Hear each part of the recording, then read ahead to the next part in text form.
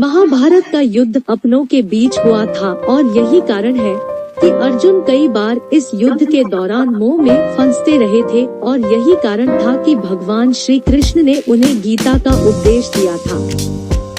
गीता से मिले ज्ञान के आधार पर ही अर्जुन ने अपने कर्म पर ध्यान दिया और युद्ध में अपने गुरु द्रोणाचार्य, पितामह भीष्म और अपने सबों से भिड़ गए थे। महाभारत में दोनों ओर से भीषण युद्ध हुआ था। भगवान श्री कृष्ण ने अर्जुन का रथ संचालन किया था और पूरे युद्ध के दौरान वह उनके सारथी बने रहे, लेकिन महाभारत के खत्म होते ही जब अर्जुन और श्री कृष्ण रथ से उतरे तो उनका रथ तुरंत ही जल गया। इस रथ के जलने का कारण अर्जुन को भी नहीं पता था, लेकिन भगवान श्री कृष्ण सब जानते थे। आखिर ऐसा क्यों हुआ, आइए इसके बारे में जानते हैं। अर्जुन महाभारत युद्ध के खत्म होने के बाद भगवान श्री कृष्ण से सर्वप्रथम उतरने का आग्रह किया था, लेकिन भगवान श्री कृष्ण ने अर्जुन से कहा कि वे पहले उतरें, क्योंकि भगवान को पता था कि जब तक भगवान वे रथ पर रहेंगे रथ सही सलामत रहेगा और उनके उतरते ही रथ जल जाएगा। अर्जुन के रथ से उतरने के बाद भगवान ने जैसे ही धरती पर अपने दोनों कदम रखे रथ जल गया।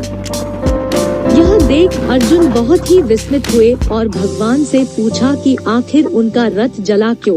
तब भगवान श्री कृष्ण ने बताया कि पार्थ, तुम्हारा रथ तो महाभारत के युद्ध के समय ही भीष्म, द्रोणाचार्य और कर्ण के दिव्यास्त्रों के प्रहारों से पहले ही खत्म हो चुका था, लेकिन इस रथ पर हनुमान जी विराजमान थे। मैं स्वयं इसका सारथी था।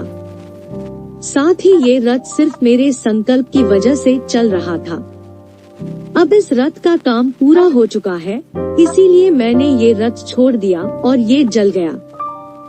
बता दें कि महाभारत शुरू होने से पूर्व भगवान श्री कृष्ण ने अर्जुन से कहा था कि वह हनुमान जी की पूजा करे और उनसे प्रार्थना करे कि वह उनके रथ पर लगे ध्वज पर विराजमान हो जाए। इसके बाद अर्जुन ने हनुमान जी से आग्रह किया था और हनुमान जी उनके रथ के ध्वजा पर विराजमान हो गए थे। यही कारण था कि महाभारत के युद्ध के दौरान अर्जुन का पितामह भीष्म और कर्ण सहित कई योद्धाओं से युद्ध हुआ, लेकिन उसने रथ को क्षति नहीं पहुंची थी।